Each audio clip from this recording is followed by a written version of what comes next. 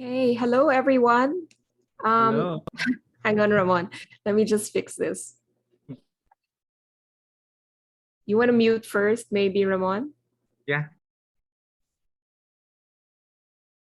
Okay, now.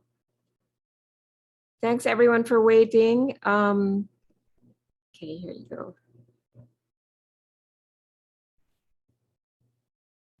Okay, good afternoon, everyone. Thank you so much for tuning in. On behalf of Manila House, this is Bambina Olivares, the Director of Programming, welcoming members and non-members alike to today's online conversation entitled By Design, Why Design Remains Relevant Today, which is presented in partnership with SOFA Design Institute. Design informs everything we do and everything we use, whether we acknowledge it or not. How we live, how we eat, how we work, how things function. All these are influenced by design in ways both subtle and obvious. And design has undoubtedly helped us survive this pandemic. Design thinking, in fact, helps us solve challenges in life, and it can be applied to the expression of Filipino culture, heritage, and identity. As relevant as it is, design and its close cousin, engineering, are often taken for granted. Yet think of recent innovations, such as, for example, any of the rockets recently launched into space.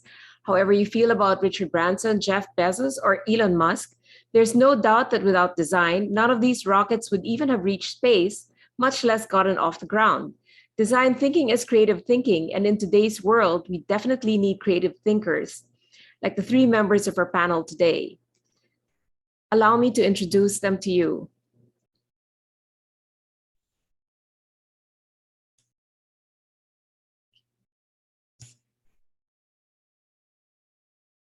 So joining us today, we have Ramon Galicia, who is a graduate from the University of Asia and the Pacific with a Master of Arts in Political Economy and the Fletcher School of Law and Diplomacy in Tufts University in Massachusetts, Masters of Arts in Law Diplomacy with specialization in international marketing and international trade and commercial policies. In addition, he also underwent continuing professional training in the Fashion Institute of Technology and Parsons School of Design. Currently, he is the academic chairperson of SOFA's fashion department and was part of the team responsible in the transition of SOFA from face-to-face teaching to its online curriculum. His areas of concentration include retail management, fashion merchandising, and buy apparel production. Aside from his responsibilities in the academe, Ramon is also the managing partner of a startup company, Dua Distila Incorporated, which focuses on event styling for corporate and social events. Next up is Mina Arañas, who has a master's in fashion accessories design from Instituto Marangoni and co-founded the School of Fashion and the Arts, or SOFA, Design Institute in 2007 with her flatmate in Italy, Laura Lee Song, who is actually in the audience today. Together, they have built SOFA as a strong platform to develop Filipino creatives and design leaders. SOFA has produced and is continuing to nurture all Filipino designers who currently shape the landscape of Filipino fashion and interior design. Mina is known for her brand of bags, Arañas, and is a lifestyle personality. Some may say she is a symbol of Filipino patriotism. She grew up exposed to her mother's export business. However, she insisted on putting her own stamp on the bags that she started to create in 2000. Thus, Arañas was born. Mina made sure to always keep her brand heart for Filipino craftsmanship. She's president and co-founder of SOFA, and it's her ultimate goal to make a name for Filipino brands in the global market while maintaining a strong local presence. And finally, we have Ram Lopez Vito Bucoy, who is known for his signature indoor and outdoor aesthetic, which is rooted in the southern Philippines, where the interior design professional grew up under the tasteful sensibilities of his mother, Stella Valderrama Lopez Vito. With a 15-year career market publications spanning across top brands such as Etihad Airways, Pacific Carpets, Buddha Bar, and Crate and Barrel, among others, Ram has developed a casually chic style that marries alfresco relaxation with the coziness of the contemporary in beautiful interiors. He exhibits a talent for mixing traditional modern with chinoiserie that resonate with Ram's personal vibe in the stylish yet approachable spaces that he creates and curates. So with that introduction, let me turn you over to, let me just begin with a few ground rules. This webinar is being recorded and will be up on the Manila House YouTube channel in a day or two. It is also being live streamed on the Manila House Facebook page. Please go to facebook.com/Manila House Inc. Please use the chat box and the Q&A box for any questions and comments, and we'll get to your questions as we go along. Now, let's start with Ramon, who'll tell us about how he pivoted from politics and the law to design education. Ramon? Yes, good afternoon.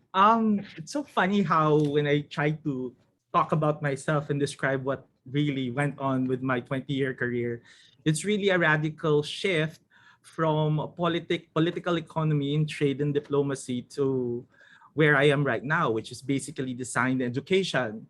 So what happened was I was in the middle of my master's degree in Boston, had my internship in Geneva to become a trade negotiator. And in the middle of Geneva, I realized that the people who are supposed to talk about development are very detached from the communities that they're supposed to serve. That was a light bulb moment for me because I realized I do not want to belong to a field that I felt wasn't resonating for my need to serve other people. That being said, what I realized is that I did a pivot in my career and decided to pursue fashion design, specifically the business of fashion in menswear. That's when I recalibrated my curriculum, did my thesis on the apparel industry, and then from there, I did some courses in Parsons and FIT. Then when I got back here in the Philippines, for the next 12 years, 15 years, I've been in fashion retail of Filipino brands, focusing on product development, brand management, and then eventually towards the last 3 years, I have refocused on design education. So the reason being for that is I realized the importance of building and helping design leaders or helping to create design leaders because the industry needs individuals who can think out of the box, big picture thinkers who wouldn't just be referencing and copying things all over the internet. I feel that the next few decades will be ruled by design thinkers or designers and creatives. Thanks, Ramon. I'm going to turn you over to Amina now, and Amina is also a Manila House member. Very happy to welcome her here today. Amina, why don't you talk about how you became a designer and your approach to design and what it's like to be a Filipino accessories designer on the world stage? Okay, good afternoon, everyone, and thank you for having us.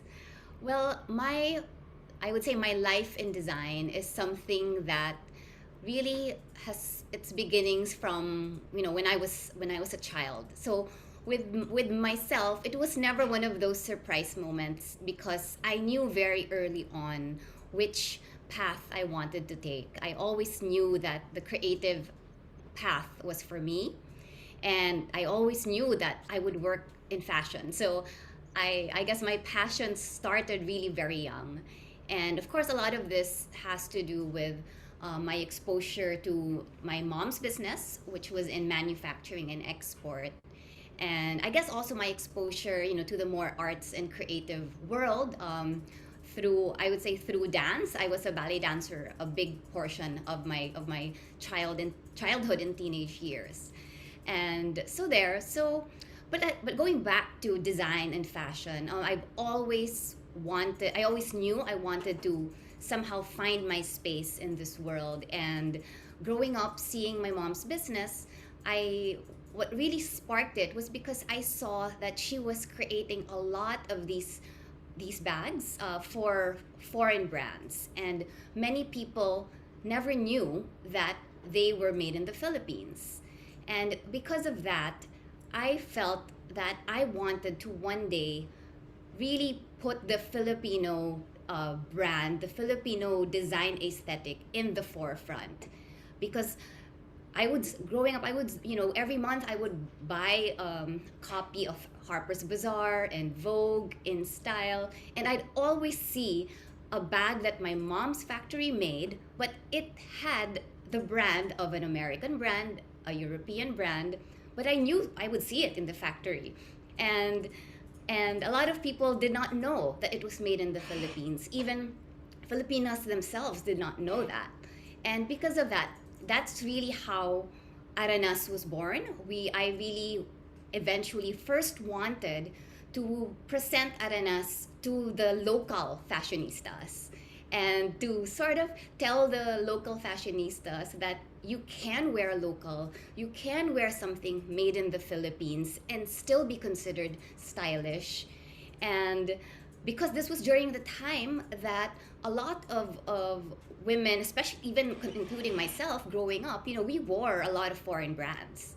Local brands was not really something that a lot of people really saw as as the I would say the standard of fashion and style, and I wanted to challenge that notion. And so that brought me, of course, deeper into the fashion world. I left from Marangoni to pursue my studies in accessories design, because also at that time there were no fashion schools in the Philippines. I mean, there were few, but I would say they were focused on a very narrow area of fashion. And what I really wanted to do was to find, and because also my exposure in fashion all my life, and my exposure in Milan, living in Milan, a fashion capital, seeing how fashion was a serious business there, being exposed to Fashion Week, seeing, having big designer names like Giorgio Armani was like I would say at that time he was like the king of Milan. There was that whole block of the Armani world, and seeing that power that fashion and design can bring, it really reinforced my belief in my fashion that there is a future in fashion, and the Philippines has not seen yet the fashion in that extent.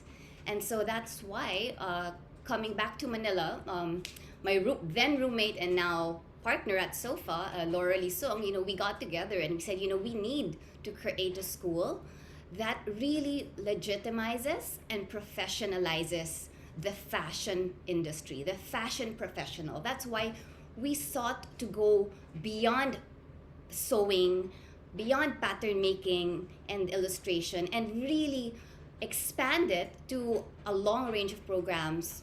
Of course, we do have the technical programs, but we also have the design aspect, the business aspect. So we really felt that we needed a holistic education for the fashion professional, which eventually it has grown towards not just fashion, but it's gone beyond and moved towards interior design, furniture design, and we do really hope to bring this methodology of training a creative to think like a design leader and developing their own narrative and their own set of strong skills to really get them into that leadership role, beyond fashion and towards the other fields of design. Thank you so much, Amina. And now let's listen to, we'll be able to talk more about that after you meet Ram. And I'm going to introduce you now to Ram, who is, as I mentioned earlier, more on interiors, but he actually lives and breathes design. I think that's correct to say, right? Ram, would you like to tell us more about your own approach to design and how it informs your life? Sure. Thanks, Bambina. Hi, good afternoon, everyone. Yes, it started pretty new, actually. I've been doing this for the past 3.5 years, to be more exact. I was in corporate for the longest time, since, let's say, right after university. And I realized right after, let's say, 18 years, not 15, that design is really my passion. I've been getting a lot of, what's this? People have been appreciating my works that I've been posting on Instagram when Instagram just started. And I just realized, you know what? Why not let's take advantage of my creativity and what I can really share to potential clients, which so far has been getting a lot of great feedback from them. And let's say late 2018, right after my gig with Artifino, that's when everything just opened its doors. Um, I got I just realized, when we do design, especially in the Philippines, let's not copy what's in the magazines. Let's be more individualistic in designs. And when we do something, when we create something for our clients, why not let's do something that breeds their personality and identity? And I think that's where I see things that have been going great my way. And growing up with a mom who's been in fashion, she was a fashion designer way back in the province. And growing up, just seeing beauty every day just made me realize, you know what, I think this is really the right path for me instead of just working 9 to 5 in PR or in marketing. And that's where everything started blooming. Okay. Thank you, Ram. Thank you for taking us through your journey. Thank you to all our speakers. I'm gonna now put everyone on gallery view, and let's chat a bit about all this that you've been talking about. Now, how were you able to build? This is for Ramon and Amina. How are you able to build a curriculum based on design and let it achieve enough legitimacy that parents would actually consider sending their kids to your school, as opposed to the many other schools that are out there which provide a more traditional education? I'll go ahead. So Sofa has a BA degree in fashion design and marketing, and also a BS degree in interior design. The thing about it is also during the time of Amina, fashion was not something that was easily accessible for people here in the Philippines. The vision of SOFA is to create design leaders by exposing them not just in the technical rigor of the craft, but most importantly, with the design and the business side of the entire profession. So it's that role, it's the interplay of, of doing original design, having the right skills and competencies and techniques, such as illustration, draping, pattern making, and sewing, and also the business subjects that contextualizes and gives the student a better understanding of the field that he's getting into. So all in all, with the interplay of design and technical and business, the expectation is to produce students who are credible in the field and can actually slug it out, not just in the Philippines, but with other fashion designers from the rest of the world. Yeah, may I add? So, well, for, with, in terms of, I like your question of getting parents to allow students to pursue design studies, or even a creative field.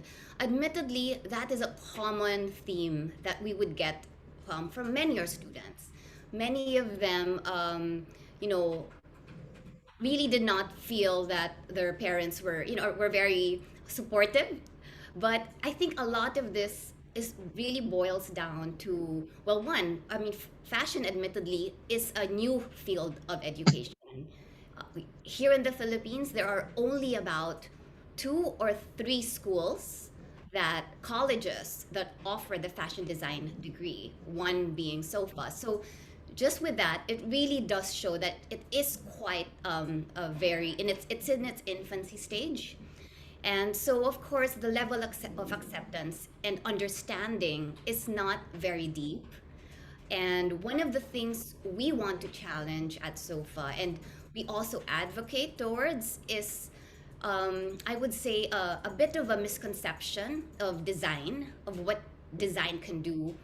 And it has been an uphill climb in terms of um, educating potential students, as well as parents, and even the general public, on what design brings to the table.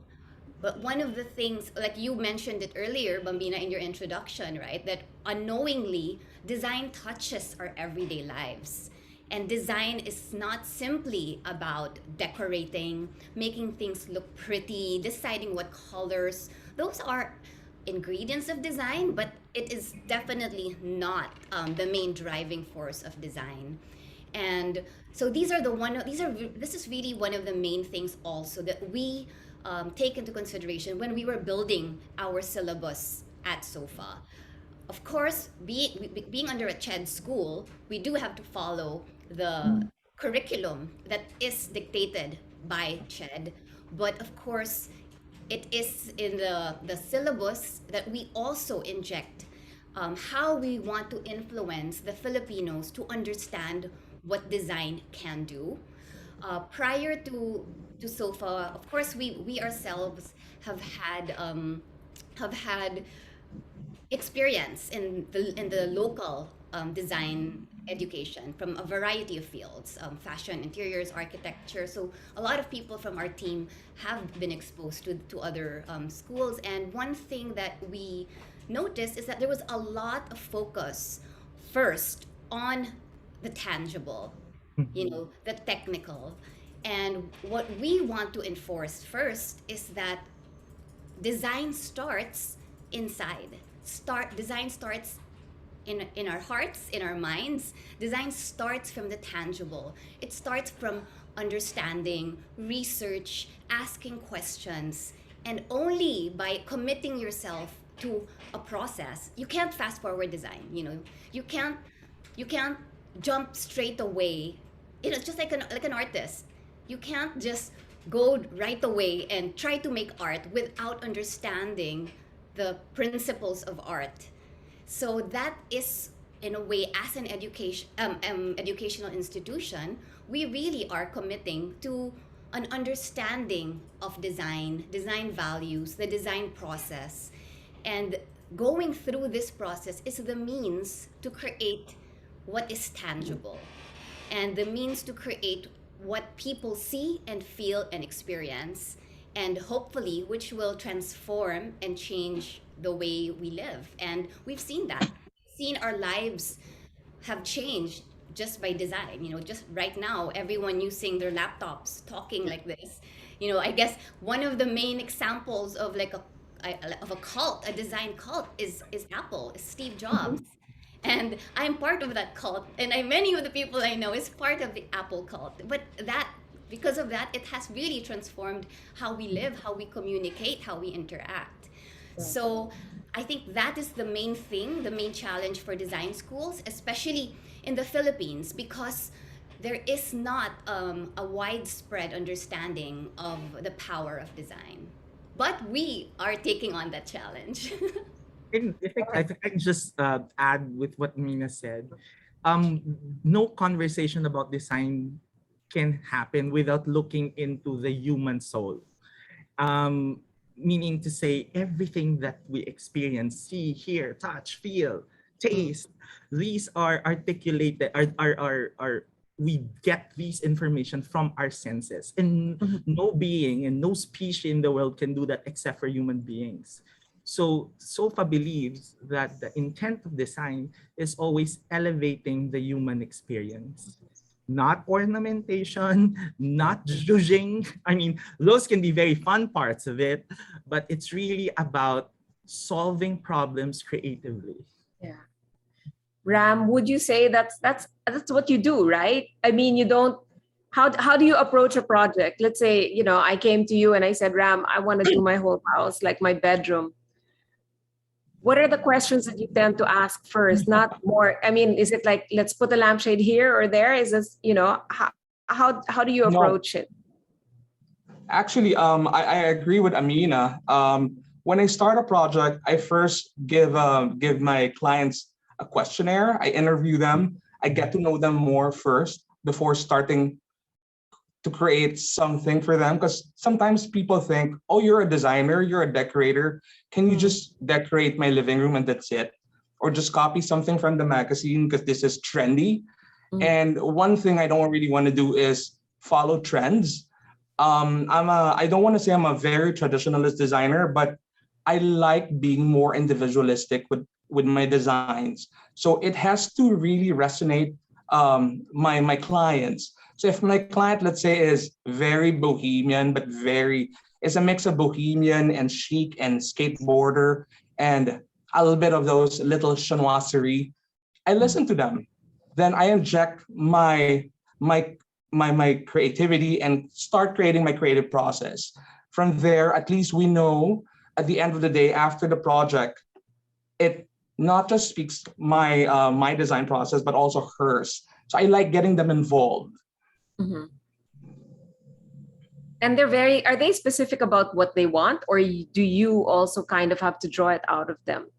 Sometimes you're not sure how to explain it. 80% of them are very specific with what they want, but of course, I really have also to inject my process, just not to remove the Casa Buddha Yeah. aesthetics.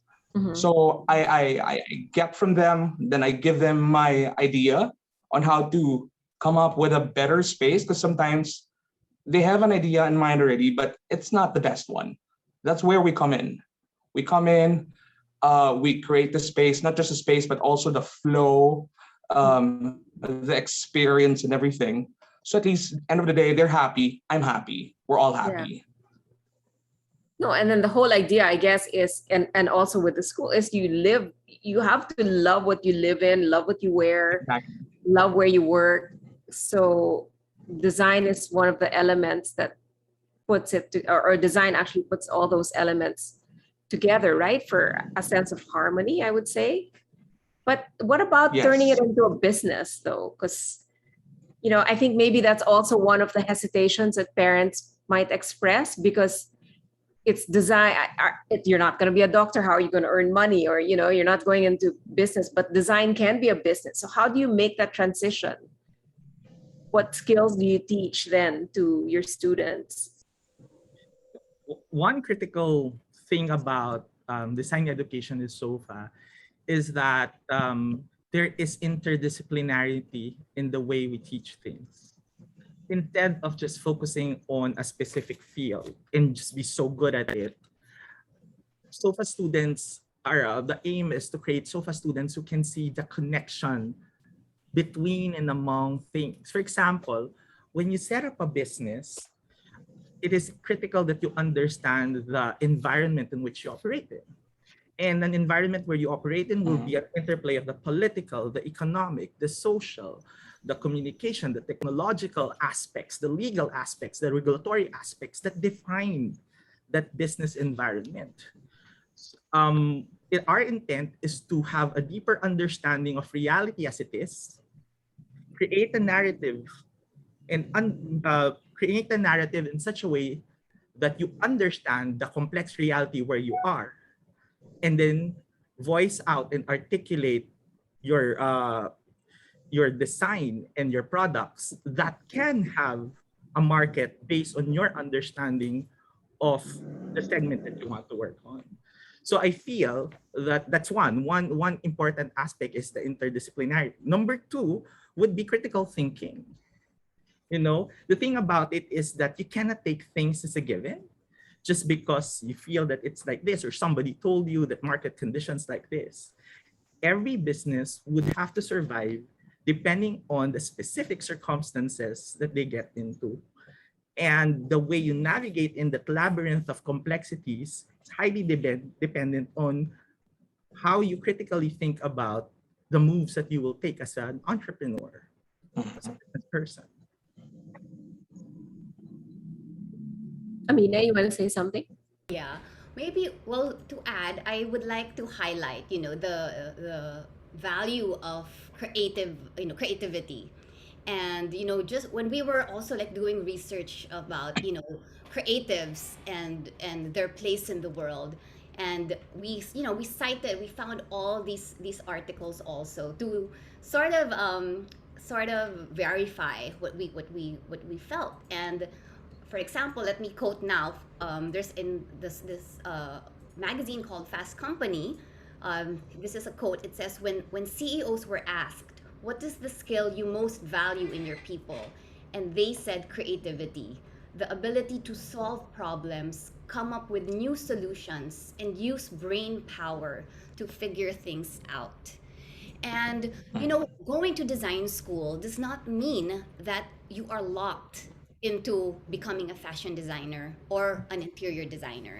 Of course, it happens that many times, many stories that after finishing a course, you realize it's not the path for you. However, really learning the how to think like a designer, how to navigate the unknown, and um, solve problems, answer questions, ask the right questions, answer questions, empathize with people, and find solutions. All of these are life skills. These are skills that you can use whichever path you take. And personally, it's skills I have used also in my entrepreneurship path. So for me, being a designer and an entrepreneur is so interlinked, and they complement each other in so many ways, because studying design teaches you to be open minded. It teaches you to not just look for one solution, but to find many answers. Look for a variety of answers. And that's why right now, the big hot term for the past years is design thinking, being taught by Stanford and Harvard. And it is a methodology that is being used in strategic planning sessions of big corporations, because they see the the value of how a designer processes challenges, and how they go through the challenges of empathizing, asking questions, analyzing, prototyping, testing. Because right now we don't have time also to just stay in theory. Designers jump from theory to tactile solutions. It's a cycle. And because the world is moving so fast, I mean, that's what happened, with the pandemic. So many things everyone had to find instant solutions, and we didn't even know if the solutions, it's still happening now. In the medical world, we don't know if these solutions are working, but we have to try. We have to figure it out. And this is the strength. This is what the value of learning to be a designer brings to you. So definitely, studying in a design school can open doors beyond the limited fields of design, of fashion and interiors. But Ram, if I can ask you a personal question, how did being a designer, being a creative thinker, help you survive the pandemic, or continue to survive the pandemic? Actually, the funny thing is, since the pandemic started, was it a year ago or a year and a half ago? Year and a half, yeah. Things started to bloom for me. I became actually busier, and I've been getting calls left and right from clients and potential clients to work on their spaces, because they realize how important it is to have a space that works for them. Because for them, they think having a house, putting a furniture, and that's it. It's not it. We have to go beyond pretty. We have to make a space that works for them. And during the pandemic, of course, it was pretty tough, since a lot of suppliers were not open. A lot of things had to be ordered from overseas also, and everything were delayed. But you have to be creative. If things are not available, create it.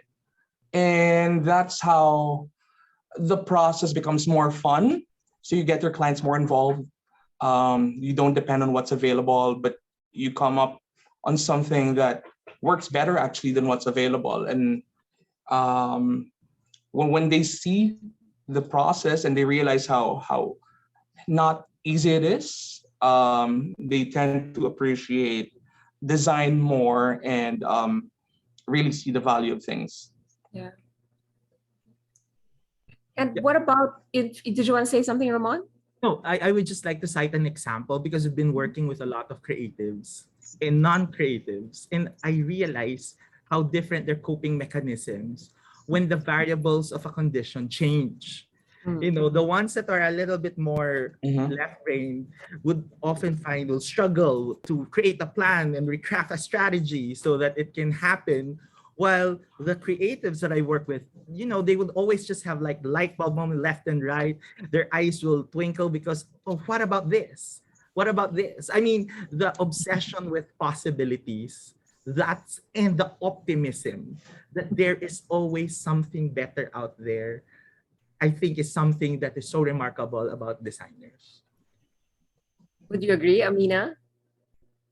Definitely. I mean, just hearing Ramon, like, Yeah, I know. I love the way you said that, yeah, actually. describe it. It's something also. I mean, I actually never, I would say, cited it because I guess I'm practically surrounded with creatives 24/7, and so that is really like part of my environment. But yes, definitely, it's really, of course, we do need, I would say the more structured and systematic thinkers to balance out the creatives, but that's really, I think, the strength that they come because I would say designers are built to venture into the unknown and sort of not be scared. It actually, not knowing the end result and not knowing the answer and somehow finding themselves in an ending point that they never thought they would end up with is part of what designers do. And it's when you venture into unknown territory when you're able to really find solutions that you never thought that you would end up in. And so yeah, I think with a designer's life is it's exciting. It's also very, I would say, it's fun. It's like what Ramon said. Every time, everything, I would say, a lot of things easily excite us. I like example as myself as a designer, I always say that I'm an eternal dreamer because for me, I feel limitless, to be very honest. I do feel limitless because even if it's just my mind that takes me to different, and my imagination that takes me to other places, but that alone for me is empowering. So you haven't felt confined by the pandemic at all? At all. I mean, of course I have, but I would say I never felt frozen Mm. by the, I did not allow myself to be crippled by the pandemic. So what are the things exciting you now? You're saying, I mean, basically, like being a creative thinker and a designer, it's about daring to dream, right? And so, what are the things that get you excited? Because obviously, you can see inspiration in everything. Well, You know. one of the main things that I got very involved in early on in the pandemic is um, I, I, I was also the president of the Fashion Design Council of the Philippines. And, all of us in the fashion industry, I guess as industries, we all had to come together to figure out what's happening, what's our future.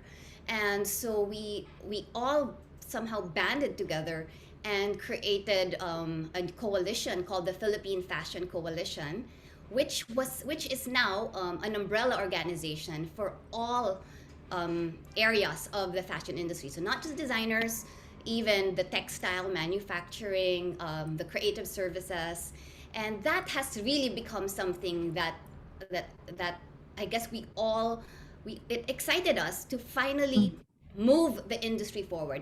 We always, like I said earlier, the Philippine fashion industry, fashion education is in its infancy stages, and we felt that it's about time to come together to really make our voices known as an industry, to come together and figure out where can we bring the industry, what is our roadmap, how can we be competitive to our neighboring countries, Southeast Asian countries, the world. How can the Philippine fashion industry and design industry make an impact in the world? So uh, those were the things that actually excited me now. Of course, there is the design aspect, the work aspect, creating new collections. Those really are my therapy. But it really excites me, like I said, to dream big. That because I've always had a dream that Manila or the Philippines will be considered a fashion capital one day. Mm. And I'm not backing down from that dream. And that's why banding together as an industry, creating SOFA is part of that dream. It's really to put the Philippines in the eyes of the fashion, of the international fashion world. Banding together as a coalition is one thing. Another thing, what we're doing in SOFA, of course, connected to that, is our Filipino branding and identity masterclass, Mhm. because that is very important. I heard Ram talk about it, Ramon talk about, how we cannot just keep looking for pegs outside us, outside the Philippines. We have to look inwards. We have to look at our culture, our history, which is so, so rich, and use that in our design work.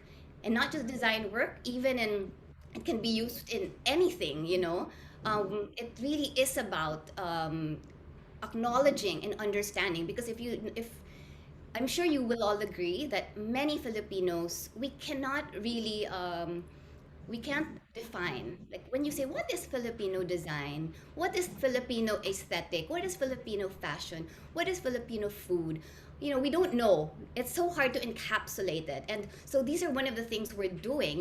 Another, I would say, complementary activity happening now is other creative industries are coming together. It's really exciting because, of course, we're also, right now, the government is listening to us. There's the creative industries bill coming up, and other creative industries such as animation, film, art, music, food. I mean, like, for example, I remember I'm sure you heard about the adobo recipe. You're trying Yeah. to standardize adobo. It was Yeah. Yeah. there was controversial, opinions about it, but it is part of that. It is Yeah. relevant because it is about defining the Filipino identity, and so that's why at SOFA we're doing our part, and it Mhm. is about this masterclass in Yeah. Filipino branding and identity. Well, we had that. We discussed it last week in the webinar we had about Philippine cuisine, especially the adobo saga, right? And I think the consensus was that you can have a basic recipe, but you don't call it a standard recipe. It's more reflective of the diversity of Philippine culture, that you have a basic recipe and it's enriched by additions that each chef or region or town or tribe puts in, right? And does that applies to design as well, right? Would you say, Ram and Ramon? Yeah, it applies to design as well because I would think of, for example, Filipino design. The usual definitions of Filipino design that I would hear, it's supposed to be crafty or wooden. But the thing is, as Yeah. designers, are we stuck with that stereotype? Yeah. Actually, oh, what I think is that we, even with innovation and with this, I mean, us talking to anybody through Zoom, we can actually create something else other than that stereotype or typecasted identities of what Filipinos are supposed to be, or what Filipino design is Yeah. supposed to be. Or, however, Mhm. just like design thinking, it's still an evolving process because you have to dig deep, meaning to say you have to go through history, you have to go to the political economy of things, you have to go through Mhm. anthropology, and then also you need government and political support to push that agenda, just what Amina said earlier. So Mhm. all in all of these things would have to band together, have a solid, I mean, have an idea of what are the elements that constitute what Filipino design is, and then Mhm. each Filipino designer would have their unique, distinct flavor of how they want to present it to the world. Right. Ram, what are there elements of Philippine design, like Philippine culture, that could maybe be your signature, maybe in your Um, interiors and your styling, you know? I agree with Ramon actually. We have to look beyond the bahay kubo because a Mhm. lot of people, especially Filipinos, think, oh, it's Filipino design because it's bahay kubo. We have all these capiz shells and the capiz doors. We have to look beyond that. There are a lot of Filipino design or pieces from different tribes and different provinces that actually speak very Filipino but also very modernized.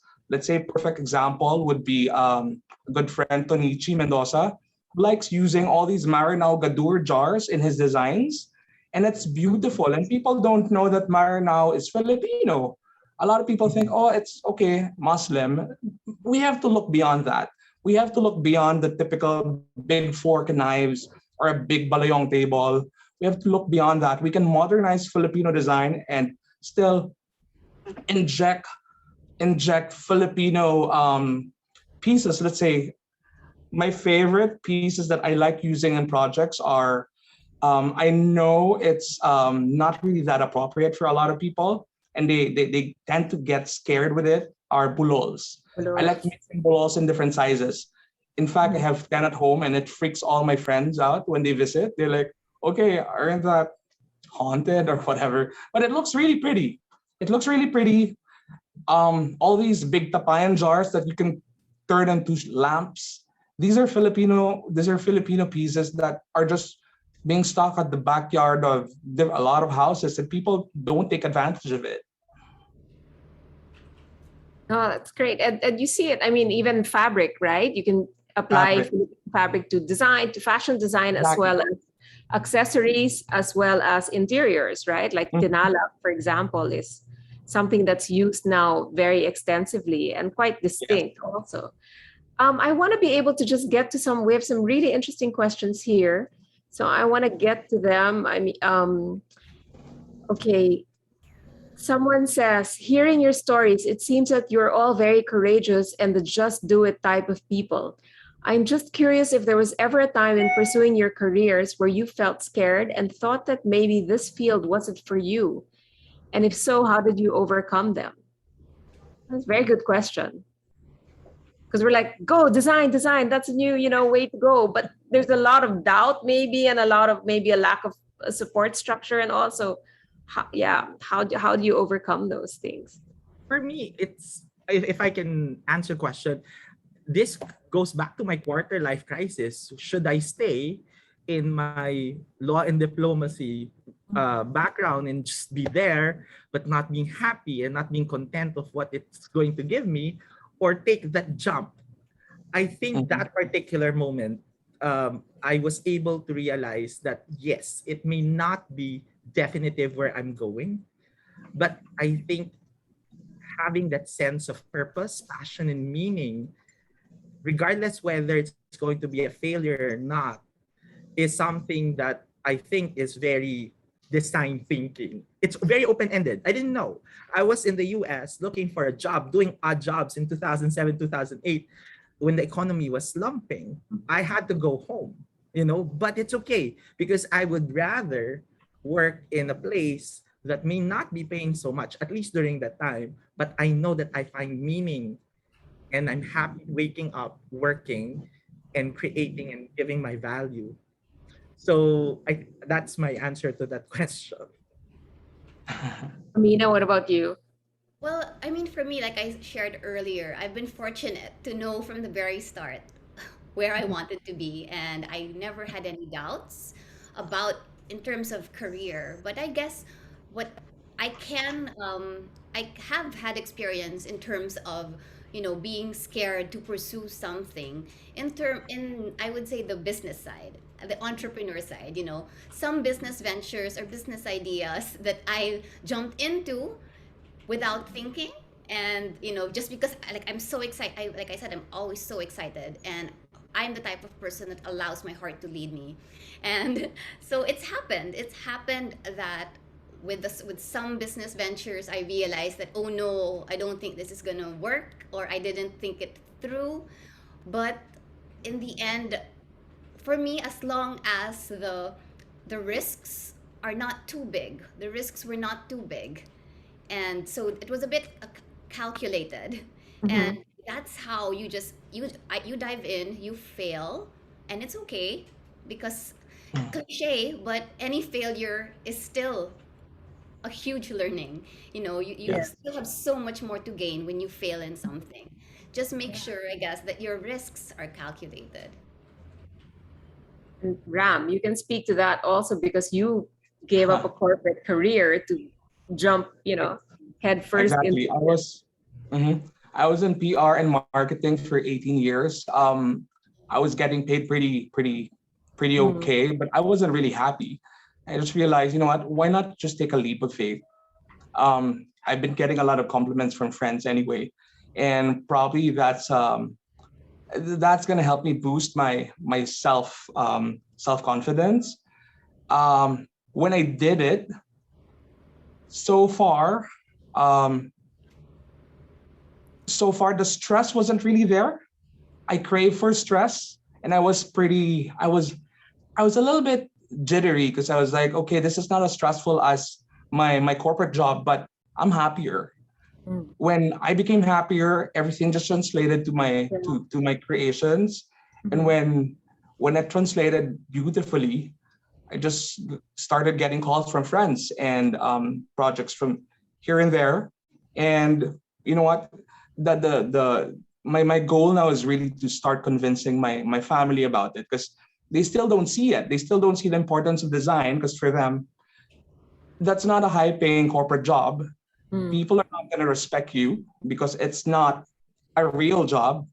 But once you prove to them that, you know, design is here to stay, and design is Yeah. really uh what's this essential in creating things, then I think you'll end up getting all the respect that you needed. Well, and the money's not too bad. I mean, you can make a living out of it, right? Mhm. Yep. So if I can just Yes. add, one of the, I think, worst enemies of any designer is perfectionism. Always second guessing yourself. Mhm. Yeah. But deep inside, or deep in the concept of perfectionism, is really about what? It's like a high gloss wrapped fear. It's really fear of being judged, fear of failing. During instances when there are times that I'm confronted with a dilemma, I would often remember somebody saying that you can choose. You can either be comfortable or courageous, you know, but you cannot be both. Hmm. So, and that being said, that's, I think, a designer's mantra, that if you want to be Yeah. comfortable, then it's okay. Mhm. But will it give you the fulfillment that you really want? Yes. Yeah, food for thought, right? Okay, let's get on take this is actually a good follow-up question. They say that some people are born creative, like creativity can come naturally to some people. What is the added benefit of being professionally trained in a creative field? I can start. Oh. I would say that, I would compare it to an athlete. You can be athletic, born sporty, but you need a coach. You need that day-to-day rigor and training to be an Olympic champion, right? And so it's the same. I mean, and there will be skills that you will not learn by just teaching yourself. Being able to submit yourself to an educational system, to the environment of learning and interaction with teachers, with classmates, given all these design challenges in design studio classes. There are skills that you cannot learn by just being on your own and saying, I Hmm. can just wing it.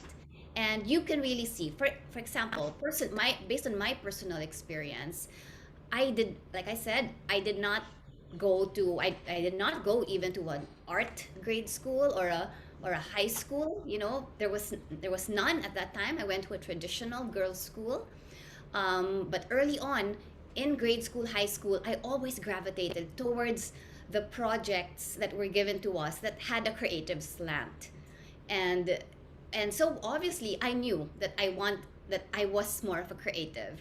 College, same thing. I did not get to go to a formal design school. I did not get to jump into fashion school right away.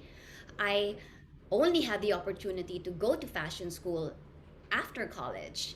And I feel that, to be honest, I always used to tell my students that I envy them so much that they have the opportunity to really dive into training themselves and training their design mind, their creative mind, gaining all these skills very early on, because it really, your growth, your understanding, your depth of design and creativity is worlds apart from somebody that did not practice it all their life. So for me, that really is the merit in going to school. You can't just watch something on YouTube and say that, oh, I'm already a designer.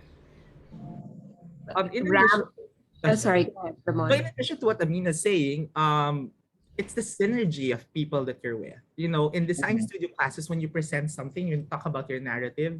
It's not just you talking. You have other students also raising their critiques, whether your narratives make sense, whether the material articulation of your story makes sense, whether it's actually a design that's marketable. That's one. Number two, fashion is really a well guarded industry.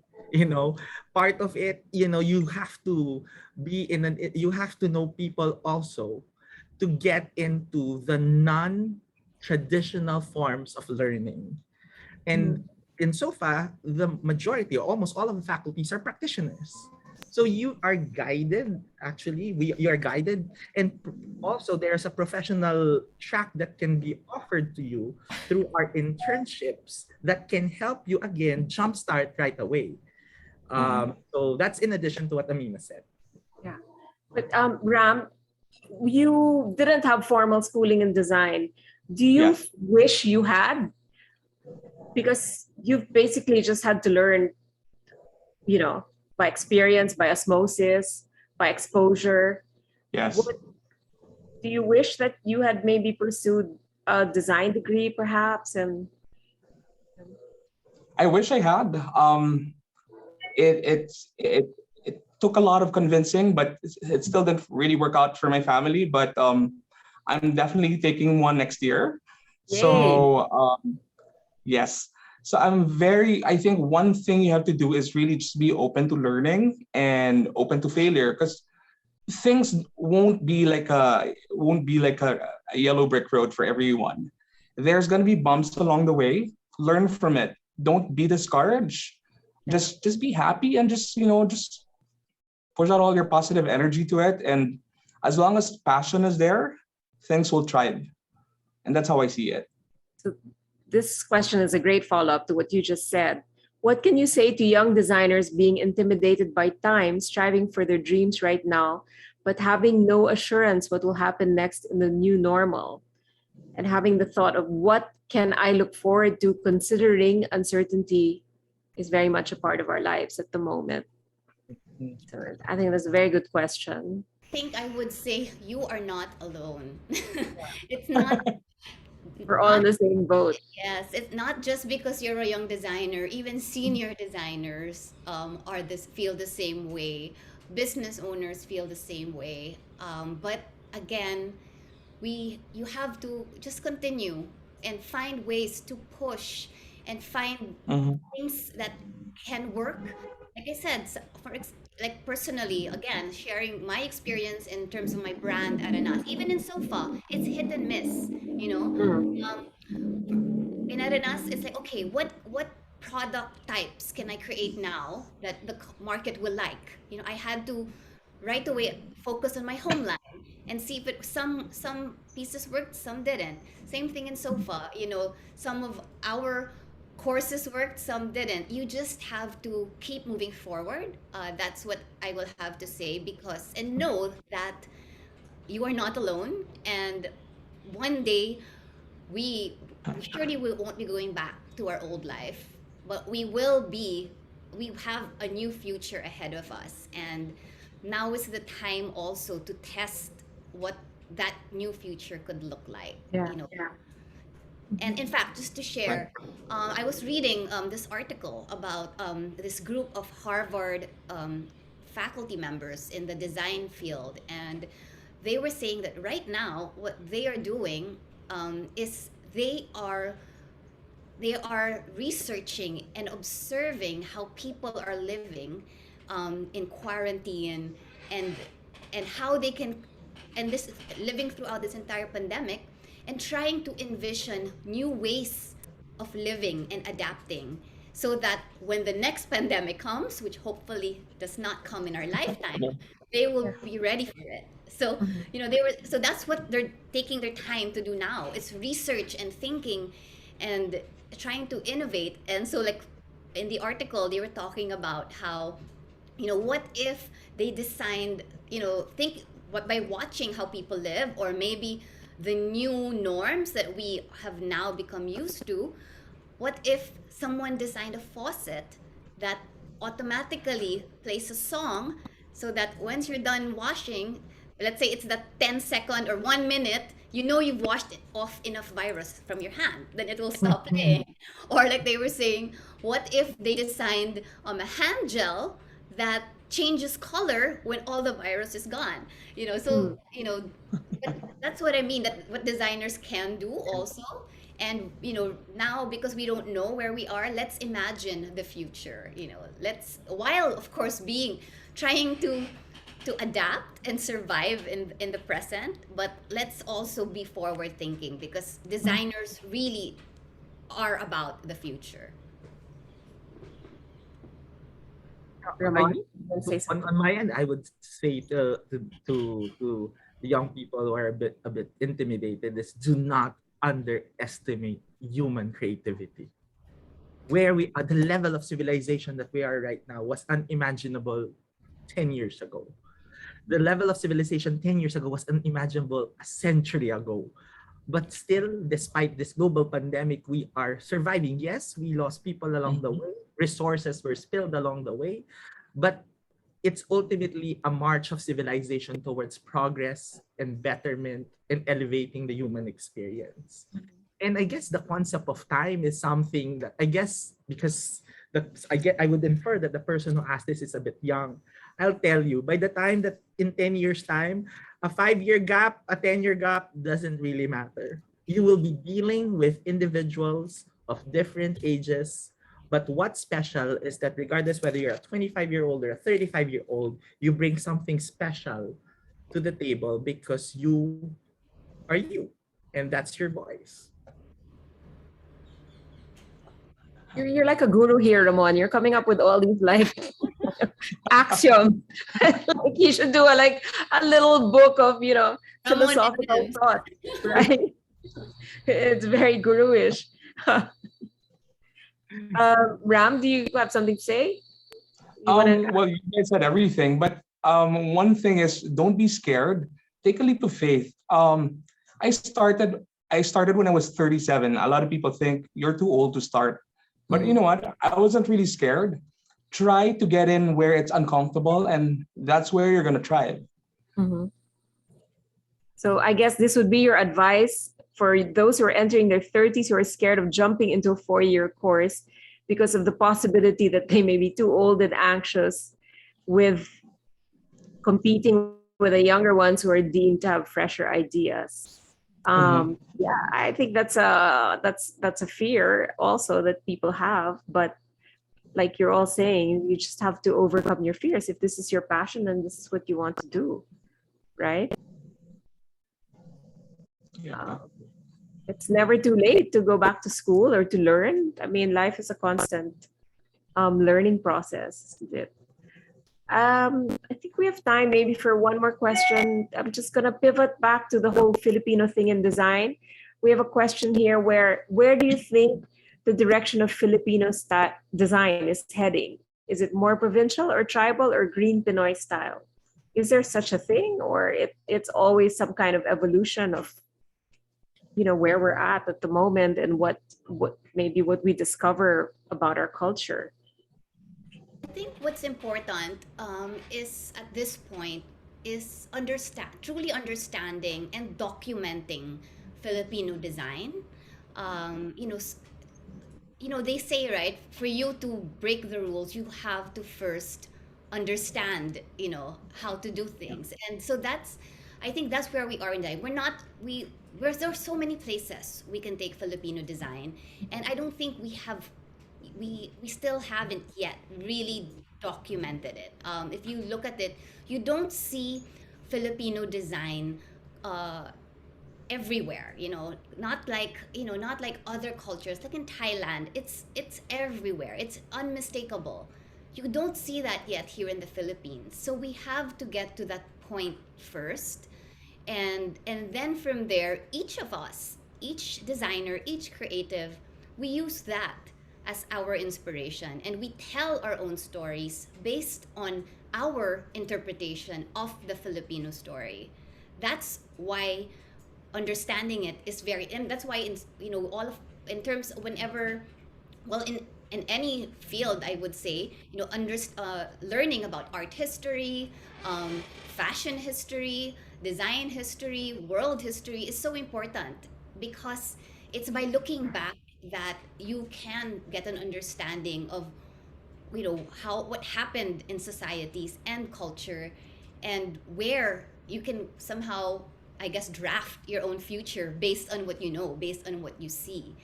and that's what we really need to do in terms of Filipino design.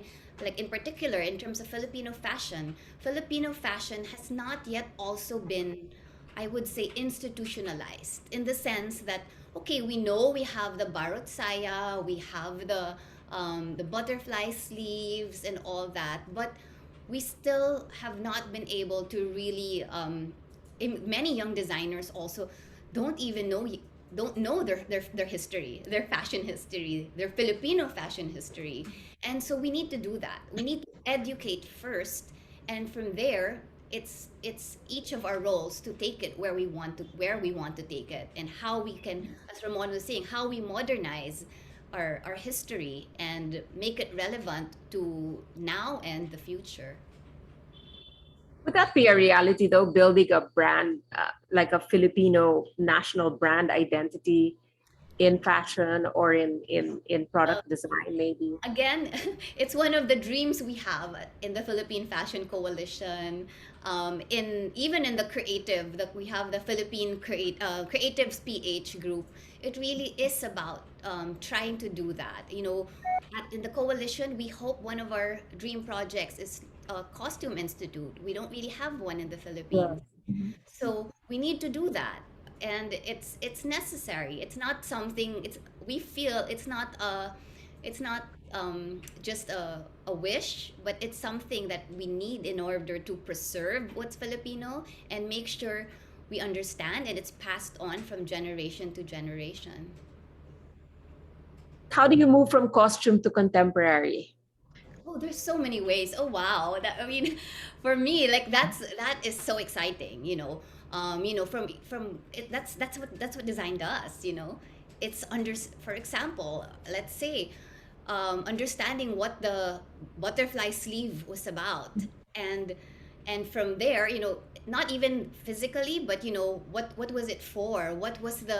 What was the meaning behind it? I mean, I will invent my own interpretation. This is not this is our SOFA method way of doing it, but it's not based on research. But let's just say that, for me, the butterfly sleeve was to show power, because I wanted to show women, to show power, and that silhouette is how I would like to show power, or protection, to show protection of the woman, or it could even be to symbolize meekness, and that is like a visual, representation of those emotions, those values. And so with that, based on that, you can think about, how do I present the same emotion of, let's say, meekness or power through fashion, through a silhouette, through a top. So that's how you can look back at costume. What was it really intended for? What was the material it was used for? How did they make it? And how can you use that as your starting point when you're creating your own collections? Yeah, a costume institute would be amazing. That sounds like a great project. I wonder who we can tap in government to sponsor that. Yeah, I know some of my coalition members have. It is like, I think they're trying to speak to NCCA, um, Uh, um, and Maybe, through the creative industries bill, yeah, hopefully. Can you tell us about the Creative Industries Bill? Well, it's a bill that is in Congress. It is being supported by Congressman Toff de Venecia, and Mm, it really is. It's quite broad because it really is. But in a nutshell, it really is creating a roadmap for all creative industries. So like I mentioned earlier, fashion, interior design, animation, graphics, multimedia, interior design, and it's also about creating a council, like a creative industries council, so that each creative industry is represented in government, so that the needs of each industry can be addressed and can be heard. And so that's we are actually hoping that it will be. We heard that it's now in the Senate, and I think when they opened this last week, and I believe it was already on their agenda. So we're hoping that it will be passed very soon, and it really also is really just to make sure that the creative industries um, are are recognized, because we do creative industries do have a big contribution to the economy, and it has not been a priority sector. mhm. And that is why and so because it hasn't been a priority sector, there have no been there hasn't been any support programs in terms of funding, Yeah, innovation, technology. So that's what we're hoping. yeah, because it tends to be a lower priority, right, for Yes. for the government or any kind of sponsorship money. I think we maybe let me just see. I think there was one more question here. Um, earlier. Okay, you're talking about developing our own narrative, yet focusing too on the business side of it. Then should we put more of ourselves out there or be more of a creative whisperer or somebody who brings to life the client's persona? Hmm. Could you say that's what you do in a way, Ram? You're like a creative whisperer, or you're with some clients, or and then there are others where you're more active in kind of transforming the look of their homes and interiors. I'd say more of a creative whisperer and a nagger. Because Okay. sometimes not everything the client wants is right. Yes. So you really have to Yeah. push what's right, and really Yeah. have to do a lot of convincing for them to follow and understand why this particular thing has to be done the right way and not their way. And it may take weeks, but right after that, there's a big light bulb under, and for them, it's like, oh yeah, yeah, you're right. Thank you for letting me know. Yeah. So yeah, it takes to be a nagger and a whisperer. That's good combination. I think that's one of the more existential questions of some creatives, because it all boils down to the fear of being judged. Stamping or putting a lot of some of my students who just graduated, they're so proud whenever they would create their brand name, the one that they will attach on the Mhm. garment, because it's not just a piece of garment or a sundry. It symbolizes that I am attaching my name to this line. And with that, Mm.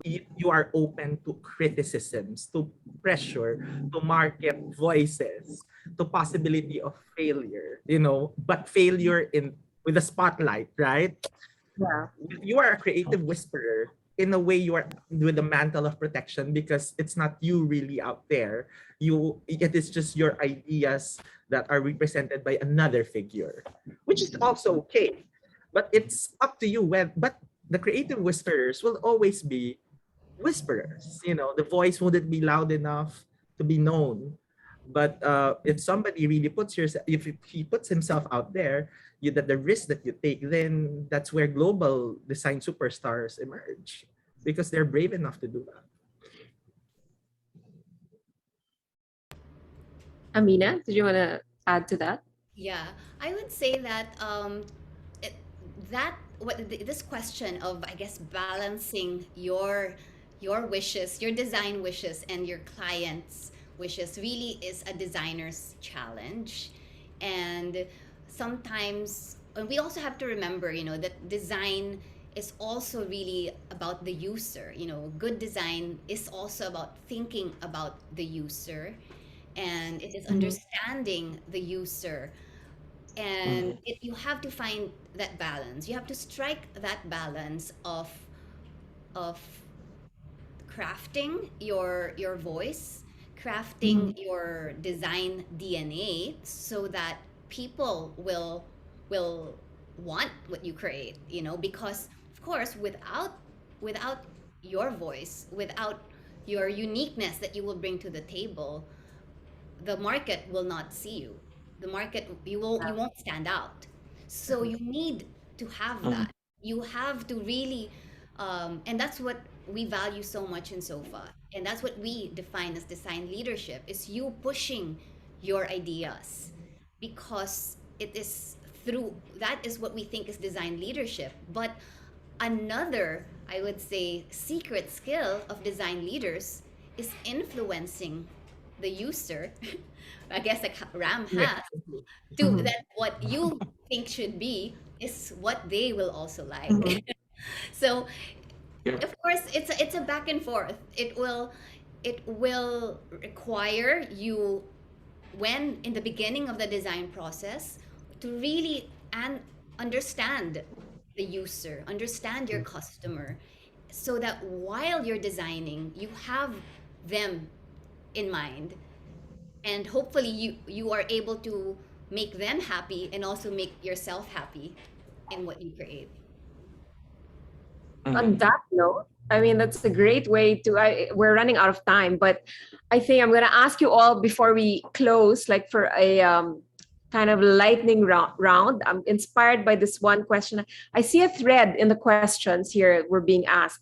It's the balance again of fear and daring, right? So if you could, I know we've talked about this at length, but maybe if you could just crystallize in one piece of advice for all aspiring designers or students who find themselves unmotivated because they're scared of rejection and and failure, um how would you like motivate them, and what kind of, if you had to give them a pep talk not to give up on design, what would you say?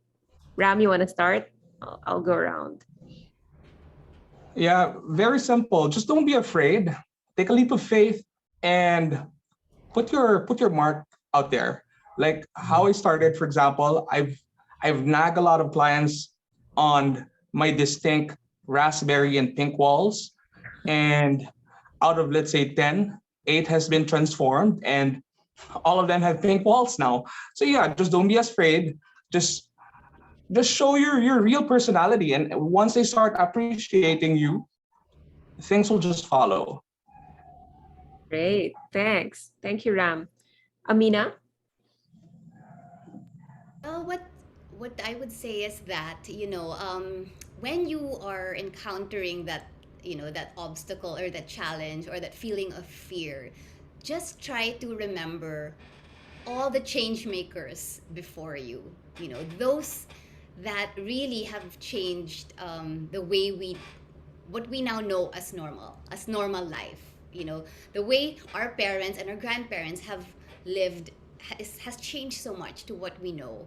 And if you want to play a role in changing the way people live, because you feel that you have something very important to say, or you see a problem that you want to solve, and you want to contribute, you want to be part of the solution, or you also want to help people, um, improve their lives, be a source of livelihood, then continue, carry on, and one day you may be that change maker, Yeah, that the next generation will look up to. very nice, thanks. Ramon, can you synthesize for us today?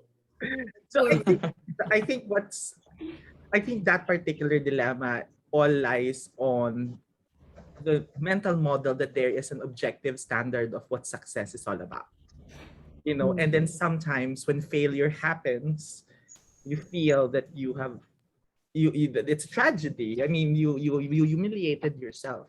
However, ultimately, our lives as human beings, it's all about you being a better person than you are yesterday, and it's all about growth. So failure is not losing. Failure is actually learning. And when you learn, you grow. And when you grow, you change. When you change, you become a better person than you are yesterday. Mhm. Great. Thank you. That was just all these nuggets of wisdom that have come out today. Obviously, design is life because we started out talking about design, and it's you apply this to your entire life, right? Every aspect of your life. I'd like to thank our speakers today, Ram, Bukoy, Ramon Galicia, and Amina Ranas for joining us today. And of course, to SOFA Design Institute for partnering with us. And as I mentioned, this talk will be up on YouTube in a day or so. Just check out the Manila House YouTube channel. And also for those who don't know, Manila House is open to everyone for takeaway. So please call us, check us on our IG, Manila_house. And yeah, you can order anytime, order from our Thai or international Filipino sets. And they're very nicely packaged in terms of design. Nicely packaged and sent to your home. So please give us a call anytime. And we have sets for as many people as, up to 4 people or more. So on that note, we'll see you again soon. We're doing a webinar next week on Monday at 6 p.m. about the fallout from Afghanistan. And from a very unique point of view, we've got a journalist, Veronica Pedrosa, whom you might know from Al Jazeera and CNN. We have a former aid worker from with the UN, one of the UN organizations, Edward Wijanko. We have a political analyst, Victor Manhit, and we have an Afghani woman activist who's currently in hiding, actually, from the Taliban. So I'm not sure how she's going to join us, but we're very honored to have her, Pashtana Durrani. So please tune in 6 p.m. on Monday next week, if you can. So on that note, thank you so much, everyone, and we'll see you again soon. Thanks for being a part of today's discussion. Okay. Bye. Thank- Bye. Thank Bye. you so much. Thank you. Bye. Thanks so much. Bye.